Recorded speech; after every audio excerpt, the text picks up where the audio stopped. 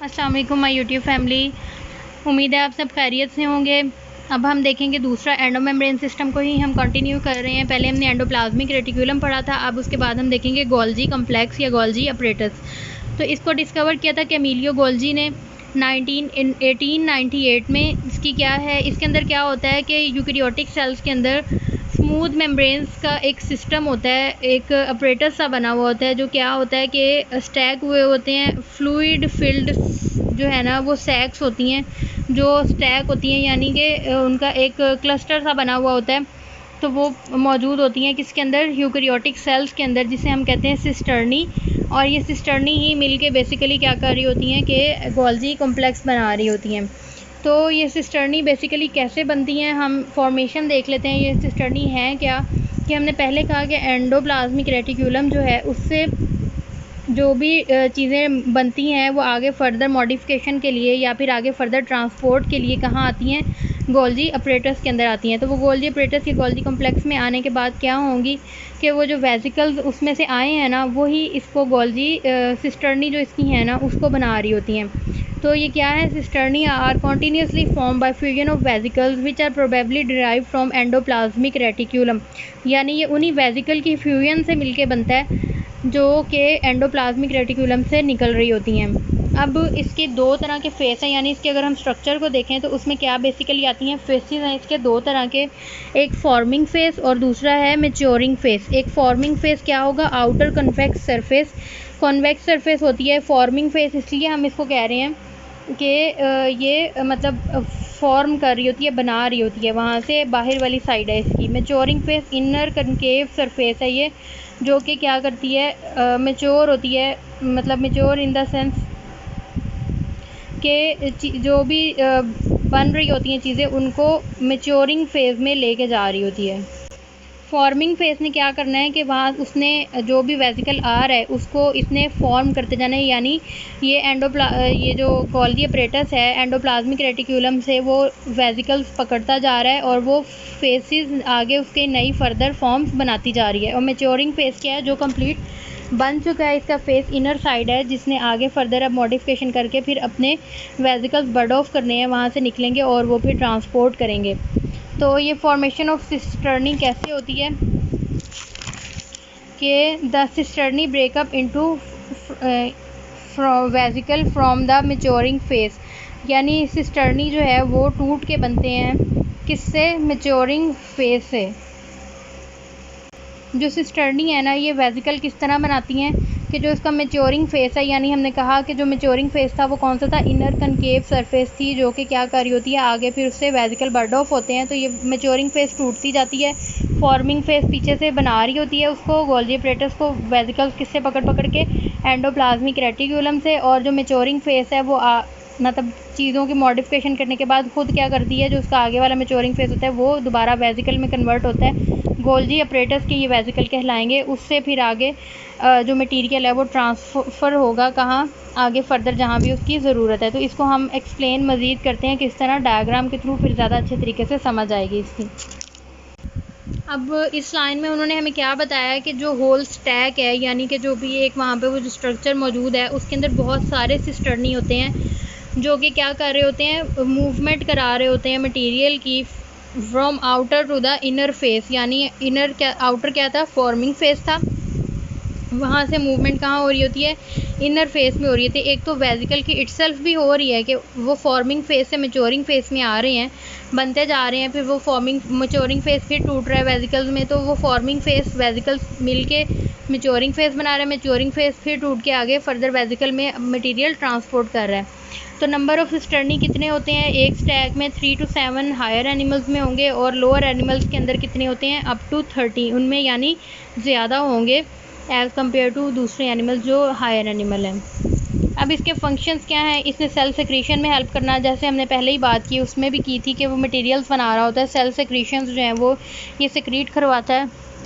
फिर finishing, packing and export, यानी जो भी मटेरियल बना है उसकी पैकिंग करवाएगा और उसको एक्सपोर्ट कर देगा आउटसाइड द सेल। मॉडिफिकेशन करवाएगा, यानी कि जिस भी मटेरियल जो ट्रांसपोर्ट होना है, अगर तो वो मतलब ठीक है कि उस मॉडिफिकेशन इन दैट सेंस होगी कि एक तो जो उसके अंदर प्रोटीन, एंजाइम, कुछ भी ऐसी चीज़ें बनी हैं वो इसको खुद हार्म ना करें। अगर तो वो इसे हार्म करेंगी तो फिर ये अपने उसको मॉडिफाई करके अपने अंदर रखेगा, फिर जो उसकी साइट जो है जहाँ पे उसने पहुँचाना है उसे, वहाँ पे ले जाके फिर दोबारा से उसको कन्वर्ट कर देगा उसी की अपनी जो मेन फॉर्म होगी जहाँ जिस तरह से ज़रूरत है। अदरवाइज़ जैसे कुछ प्रोटीन जो हैं वो किसी भी और कार्बोहाइड्रेट्स, लिपिड्स वगैरह, या जिस किसी के साथ भी उसने कॉन्जुगेटेड अपना मॉलिक्यूल बनाना है तो वो उसके साथ उसकी एडिशन करवा के और फिर उसको उसकी रिस्पेक्टिव साइट पे भेज देगा, यानी उसको ट्रांसफ़र करेगा। उसकी फिनिशिंग, पैकिंग और एक्सपोर्ट इस तरह से होगी। सिंथेसिस ऑफ सेल वॉल में भी हेल्प करता है। गोल्जी एपरेटस से फ्रैगमोप्लास्ट जो बनती है तो वो इसी तरह से सिंथेसिस ऑफ सेल वॉल में ये हेल्प करता है।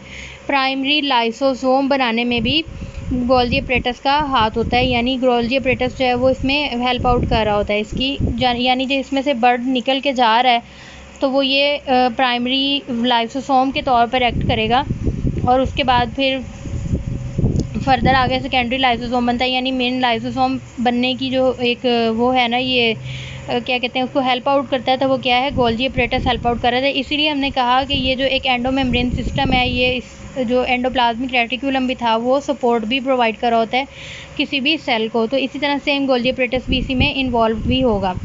तो अब हम देखते हैं, हमने पहले जब बात की मैच्योरिंग फेज़ और फॉर्मिंग फ़ेज़ की, तो वो किस तरह था कि हमने यहाँ पे ये दिखाया है ऊपर से ये आउटर का फेस में फॉर्मिंग फेज़, ये किससे बन रहा है, वेजिकल से ही मिलके बन रहा होता है। ये भी जो वेजिकल्स हैं वो जुड़ रही हैं, यानी यहाँ पे हमने ये दो अलग अलग से दिखाए हैं ना, कि पहले यहाँ पे वेजिकल थी, हम यहाँ बना लेते हैं, बल्कि जो वेजिकल थी वो एक्सटेंड होंगी और उसके बाद फिर क्या करेंगी, वो इस तरह मिलती जाएंगी आपस में काफ़ी सारे वेजिकल्स, और वो ऐसे ही फॉर्मिंग फेस बनाएंगी, वो फिर मेच्योर हो जाएंगी, बड़ी होती जाएंगी और वो एक maturing face, inner maturing face बना देंगी, जो फिर क्या करता है आगे फिर दोबारा से बर्ड में कन्वर्ट हो जाएगा, यानी वेजिकल में कन्वर्ट हो जाएगा। और इस वेजिकल ने क्या करना है, ट्रांसपोर्ट करनी है, ये ट्रांसपोर्ट वेजिकल है फ्रॉम गोल्जी एपरेटस, यानी ये गोल्जी एपरेटस का वेजिकल होगा। और ये जो पिछले वेजिकल आ रहे हैं वो कहाँ से आते हैं, एंडोप्लाज्मिक रेटिकुलम से। तो इस तरह से ये जो एंडोमेम्ब्रेन सिस्टम बन रहा है एंडोप्लाज्मिक रेटिकुलम और गोल्जी एपरेटस का, तो ये ऐसे एक पूरा सिस्टम बनाते हैं और फिर इस तरह से मटेरियल की ट्रांसपोर्ट हो रही होती है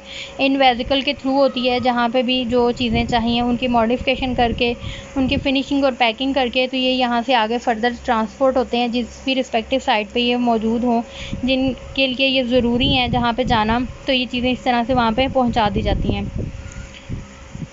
अब यहाँ पे कुछ इस तरह की गोल्जी एपरेटस के बारे में बातें बताई जा गई हैं कि जिनको याद रखना जो है ना, वो मतलब हम कह सकते हैं कि ज़रूरी भी है कि हमें ये चीज़ें रिमेंबर जो है उसके तौर पे याद रखनी चाहिए अपनी एक एक्स्ट्रा नॉलेज के लिए, या फिर हम वैसे कह सकते हैं कि अपनी एडिशन करने के लिए टॉपिक में अगर ये लॉन्ग क्वेश्चन में आ जाता है तो उस हवाले से।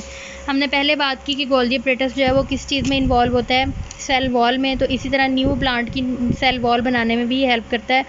दूसरा बाकी जो चीज़ें हैं वो इसके बारे में क्या होंगी कि गोल्जी एपरेटस हमने कहा कि इसकी जो सिस्टर्नी है, जो ये स्टैक्स बन रही होती हैं मैच्योरिंग फेज़ से फॉर्मिंग फेज़ तक या फॉर्मिंग से मैच्योरिंग तक, तो ये जो भी इस तरह की ये ट्यूबुलर स्ट्रक्चर्स बन रहे हैं इन्हें हम सिस्टर्नी ही बोलते हैं। क्रिस्टी हम बोलते हैं जब माइटोकॉन्ड्रिया होता है, जो एंडोप्लाज्मिक रेटिकुलम और गोल्जी एपरेटस में मौजूद है इसे हम सिस्टर्नी बोलते हैं, जिनमें मटेरियल मौजूद होता है। तो इसके अंदर क्या क्या कुछ होता है, प्रोटीन्स, कार्बोहाइड्रेट्स, ग्लाइकोप्रोटीन्स और कुछ स्पेसिफिक एंजाइम्स होते हैं जो इसके अंदर मौजूद होते हैं। प्लांट्स में हम गोल्जी एपरेटस को डिक्टायोसोम्स भी बोलते हैं, ये भी इंपॉर्टेंट एक एमसीक्यू की लाइन है जो हमने याद रखनी है कि इसे डिक्टायोसोम्स भी बोला जाता है। जो गोल्जी कॉम्प्लेक्स है is an organelle with a very diverse shape and number, यानी इसकी बहुत सी डाइवर्सिफाइड शेप्स हैं और इसके नंबर भी ज़्यादा हो सकता है, यानी वेरी कर सकता है। तो डाइवर्स नंबर है उसका और डाइवर्स शेप होगी। एनिमल सेल के अंदर एक ये प्रेजेंट होगा, एक ही होता है गोल्जी एपरेटस, लेकिन जो कुछ सर्टेन प्लांट सेल्स हैं जिनके अंदर गोल्जी एपरेटस का नंबर हंड्रेड्स में भी हो सकता है। तो ये कुछ इस तरह की बातें हैं जो याद रख सकते हैं आप गोल्जी एपरेटस के लिए, जहाँ पे अगर आपको ये हेल्प कर सकते हैं इसकी जैसे इंट्रोडक्शन में हम थोड़ा बहुत लिखते हैं तो वहाँ पे लिखने के लिए, अदरवाइज़ आप इसको किसी भी टॉपिक में, यानी इसकी जो आगे फंक्शन है उनमें एडिशन कर सकते हैं कि ये प्लांट सेल वॉल की जो हमने बात की कि उसमें फॉर्मेशन में हेल्प करता है, सिंथेसिस में हेल्प करता है, तो यहाँ पे उसकी एक्सप्लेनेशन में हम ये लिख सकते हैं।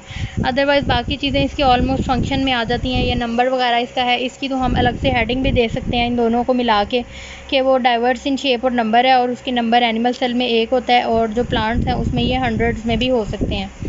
तो ये सिंपल से टॉपिक है गोल्गी एपरेटस का, जिसको आप लॉन्ग क्वेश्चन के तौर पे भी याद रखेंगे। इसमें इसकी जो MCQ की लाइन हैं वो ये भी एक आ सकती है कि जो गोल्गी एपरेटस है इसे डिस्कवर किया कि एमिलियो गोल्जी ने इन 1898 में यूकैरियोटिक सेल्स में ये मौजूद होता है, क्योंकि ये एक मेम्ब्रेन बाउंड ऑर्गेनल है। इस वजह से जितने भी मेम्ब्रेन बाउंड ऑर्गेनल्स होंगे वो हमने क्या कहा था कि यूकैरियोट्स में होते हैं, क्योंकि प्रोकैरियोट्स के अंदर मेम्ब्रेन बाउंड ऑर्गेनल्स मौजूद नहीं होते।